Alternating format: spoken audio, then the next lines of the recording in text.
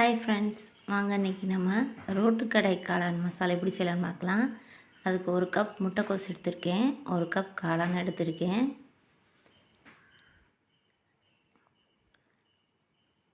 இப்போ இது ரெண்டையும் ஒரு பாத்திரத்தில் போட்டுக்கலாம்.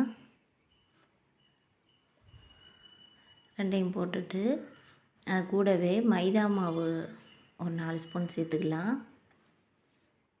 அது கூடவே தேவையான அளவு உப்பு, மல்லித்தூள் கொஞ்சம், கறி மசால் பொடி ஒரு அரை ஸ்பூன் சேர்த்துக்கலாம். காஷ்மீர் சில்லி ஒரு ஸ்பூன் சேர்த்துக்கலாம் கலருக்காக.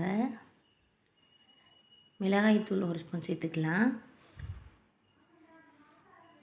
அது கூடவே 1 ஸ்பூன் 1.5 ஸ்பூன் அளவு இஞ்சி பூண்டு பேஸ்ட்டு சேர்த்துட்டு ஒரு 2 ஸ்பூன் கடலை மாவு சேர்த்துக்கலாம். சேர்த்து தண்ணியை கொஞ்சம் கொஞ்சமாக விட்டு நல்லா பிசைஞ்சு எடுத்துக்கலாம்.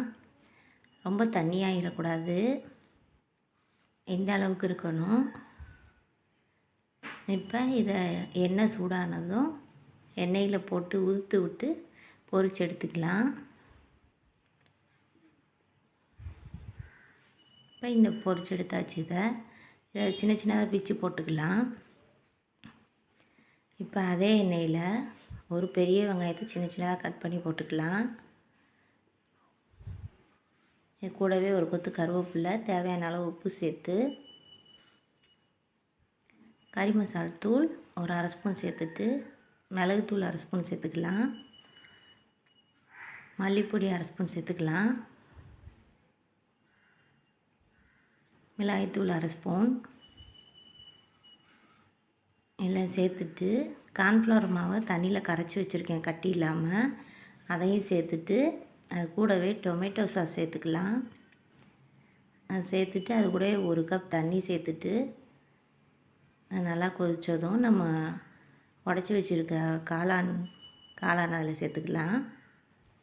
சேர்த்துட்டு நல்லா கெட்டியாக வரந்தட்டியும் வெயிட் பண்ணுவோம். இப்போ காளான் மசால் ரெடி ஆயிடுச்சு. அது கூடவே கொஞ்சமாக மிளகுத்தூள் சேர்த்துட்டு கொத்தமல்லி தழை தூவி இறக்கிடலாம். இது நல்லா டேஸ்ட்டாக இருக்கும், கண்டிப்பாக ட்ரை பண்ணுங்கள். நம்ம சேனலை இப்போதான் ஃபஸ்ட் டைம் பார்க்குறீங்கன்னா கண்டிப்பாக சப்ஸ்கிரைப் பண்ணிவிட்டு பாருங்கள். இது செஞ்சு பார்த்துட்டு எப்படி இருந்துச்சுன்னு கமெண்ட் பண்ணுங்கள் ஃப்ரெண்ட்ஸ்.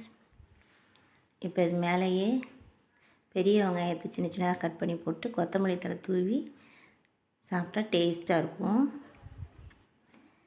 கண்டிப்பாக ட்ரை பண்ணிவிட்டு எப்படி இருந்துச்சுன்னு கமெண்ட் பண்ணுங்கள். Bye friends.